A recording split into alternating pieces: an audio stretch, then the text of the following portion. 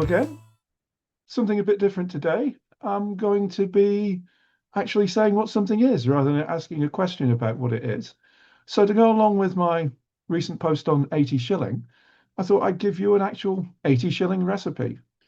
S- And maybe a couple actually, because I'm starting off with one which isn't like a modern 80 shilling. It's a shilling ale type of 80 shilling, which, if you might have heard me explain before, is a type of Scottish ale, which I call shilling ales, which are the ones which came before the modern types of beer. So these were the ones they were brewing right back in the start of the 19th century. Whereas modern 80 shilling is a type of pale ale. Now, if you look at the recipe, you can see that it's very simple.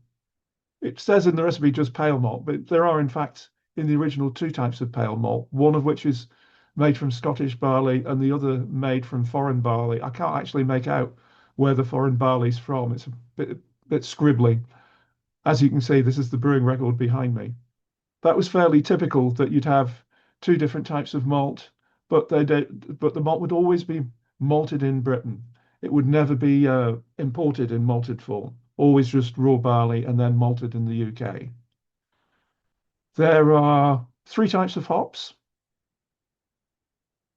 Kent, East Kent, and Farnham, and the latter two in particular are really expensive types of hops. So this implies this was quite an expensive beer because it's got really good quality hops in it. It was filled into hogsheads, and so that tells me that it was probably a bottled beer.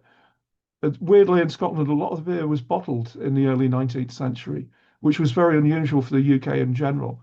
And you can normally tell which ones are going to be bottled because they're filled into hogsheads and half hogsheads, whereas the ones that are going out on draft tend to be in barrels and half barrels, which is interesting and something that's particularly Scottish. Attenuation's rubbish in this, which is really typical of Scottish beers. It's just 60%. So even though it's got a gravity in the 1080s, it's under 7% ABV, which is weaker than you would expect it to be. But it is reasonably well hopped, this.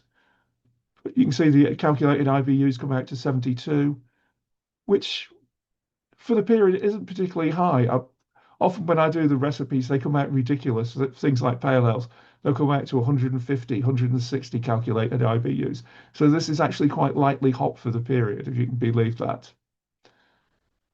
Okay, well, I hope you found this interesting. I'm probably going to do another couple of 80 shilling recipes to show how the style developed and then to show what the modern style looks like compared to these unrelated other beers called 80 shilling. Okay, that's it for today. Bye bye.